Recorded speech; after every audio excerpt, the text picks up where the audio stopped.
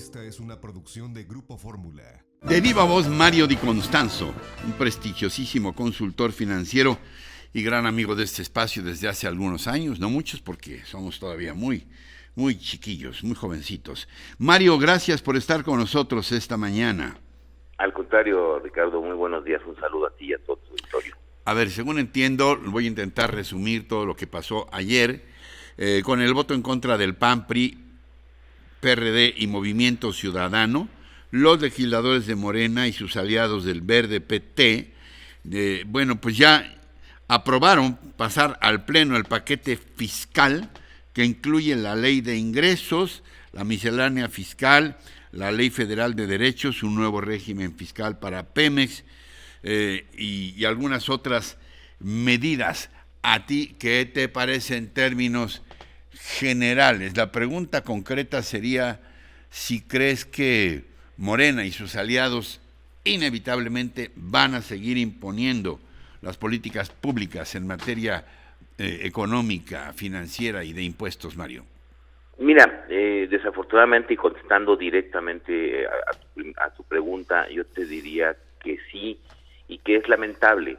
Creo que el paquete económico o la ley de ingresos que ayer se aprobó en lo general en la Cámara de Diputados y en el Pleno tiene dos características no tan buenas, o yo te diría agresivas contra la economía y la población en general. Primero, en el aspecto macro, pues tiene supuestos que difícilmente se van a alcanzar. Me parece que el crecimiento del 4,1% y por tanto la recaudación pues va a ser muy difícil de alcanzar, dado que no se ve que vayamos a crecer a esa tasa o a tasa tal que nos dé la posibilidad de recaudar eso. A nivel micro, vamos a llamarle así, ¿qué se observa en la miscelánea en términos generales? Yo te diría dos cosas. Primero, un terrorismo fiscal. Es cierto, sí es un terrorismo fiscal. El hecho de que, por ejemplo, se esté aprobando, o Morena y sus aliados hayan aprobado, pues una pena o castigo, denuncias penales contra contadores públicos que no denuncien delitos. Pues un contador público no es un investigador o un ministerio público para poder señalar estos delitos, y menos acusar. Dos, el hecho de que induzcan o quieran tener a los jóvenes de 18 años en el Registro Federal de Contribuyentes me parece un despropósito, por dos cosas.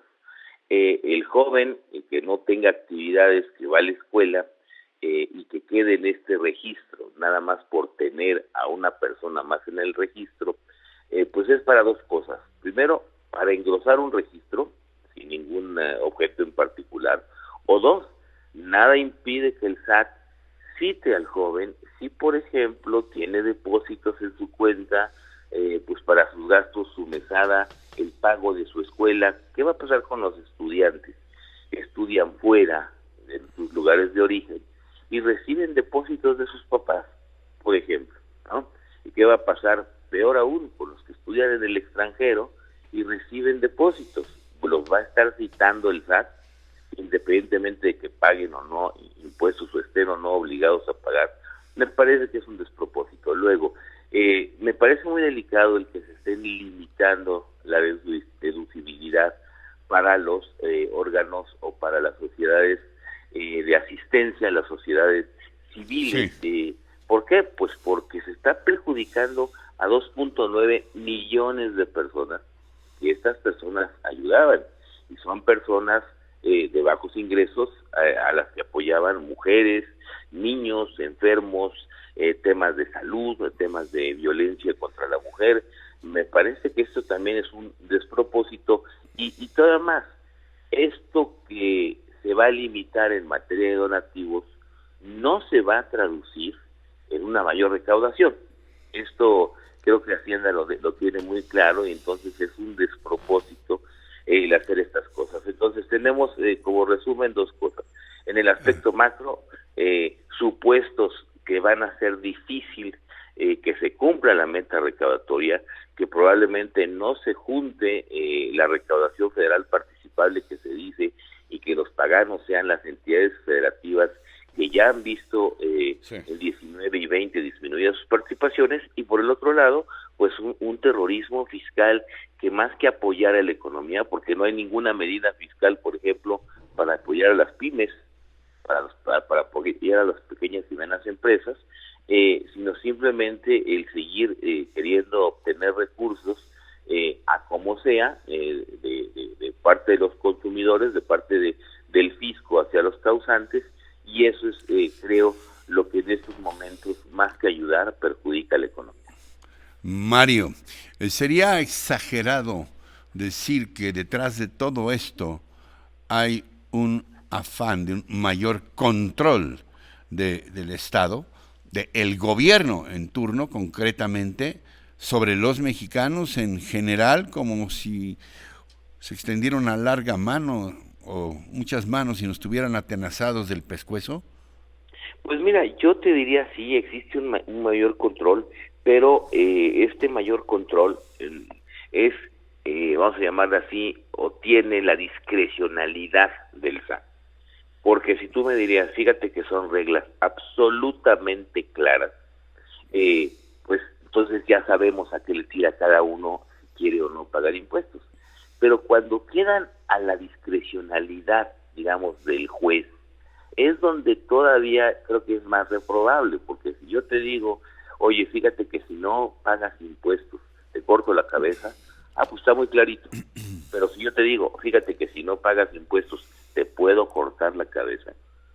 Entonces la discrecionalidad es, pues yo se lo voy a cortar a quien quiera sí y a quien no quiera no, que a mí me parece que es otro elemento que viene inmerso en este paquete. Te voy a decir, por ejemplo, hay un artículo que castiga o que limita la posibilidad de que las empresas quebranten los créditos incobrables, ¿no? Pero lo dice así, que no demuestre haber agotado, que la empresa no demuestre haber agotado el proceso para cobrar un crédito. ¿Qué es haberlo agotado? Que te mande pistoleros a tu casa para que te cobre. Sí. Entonces es una indeterminación. ¿Quién va a determinar si se agotó o no el procedimiento? Pues el SAT. Y es ahí donde se genera esta discrecionalidad que es incómoda para los inversionistas y que no ayuda a promover la inversión. Y ya no te diré de la medida cuando, por ejemplo, el año pasado, pues muchísimas empresas no pudieron cobrar o no pudieron pagar sus créditos debido a la crisis, y ahora tienen que hacer procedimientos muy engorrosos o más engorrosos, pues para poder acreditar estos créditos y mandarlos en todo caso a cartera vencida. Ese es el tipo de medidas que viene en general en esta ley de ingresos, el impuesto sobre la renta, en el IVA, en el IEPS también, pero que sí, no creo que ayuden a la economía en este momento. Finalmente, adviertes tú, o más bien, ¿qué adviertes tú en el tema de egresos? ¿Se toca con el pétalo de alguna reducción a alguno de los tres grandes proyectos del gobierno, los icónicos, el aeropuerto, el Tren Maya, la refinería de Dos Bocas, o algún ajuste para los dos gigantes que son Pemex y la Comisión Federal de Electricidad? No, desafortunadamente no, y ojalá y podamos hablar con más detalle de esto más adelante, pero te diría, no hay ningún recorte, al contrario, hay aumentos, y yo te lo podría resumir en principio el presupuesto de egresos del próximo año en lo siguiente: por cada peso que gaste el gobierno el próximo año, solamente 13 centavos van a ser para inversión. Es decir, únicamente 13% del gasto del gobierno será para inversión, en un momento en donde la economía se requiere de inversión física, de inversión pública, que haga crecer a la economía, que mueva a la economía. Esto no se está observando. Sí hay un incremento importante, por ejemplo, en el gasto de estos proyectos. Hay otro incremento en programas que desafortunadamente no han mostrado tener eficacia y eficiencia para el combate a la pobreza. Me parece que eso sigue, y yo te lo definiría como un presupuesto absolutamente inercial, cuando en este país el presupuesto debería de ser un motor para hacer crecer a la economía. Es un presupuesto que tiene la misma inercia de los presupuestos anteriores, que ojalá yo me equivoque por bien del país, pero que no ofrece nada nuevo para ayudar a la economía, para ayudar a las empresas. Y perdóname que regrese rápido al tema de la ley de ingresos, porque sí me parece algo que hay que mencionar. Por ejemplo, este régimen, se está creando un nuevo régimen de contribuyentes, el régimen de confianza.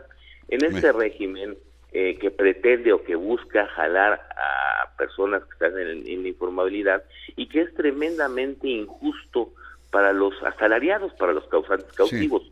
Hoy, por ejemplo, un asalariado que gana 30,000 pesos al mes viene pagando de impuestos 60,000 pesos al año. En este nuevo régimen, para quienes se inscriban, que no pueden ser asalariados, una persona que reciba 30,000 pesos al mes va a pagar 3,600 pesos de impuestos al año. Digo, qué bueno que se capten a más gente de la economía informal, pero que no se castigue así, por ejemplo, a los asalariados que no pueden deducir ni siquiera los vales de despensa que reciben. Entonces, un poco también ese es el reflejo de la ley de ingresos, y desde luego con el presupuesto, pues de este gasto que sigue, gasto en caprichos, que no va a ayudar a la economía. Mario Di Constanzo, seguiremos hablando de ello en los próximos días, como nos lo has ofrecido. Por hoy te agradezco que hayas estado con nosotros. Al contrario, muy buenos días, Ricardo, y un saludo a ti y a todo tu auditorio. Buen día. Encuentra más contenido como este en radioformula.mx.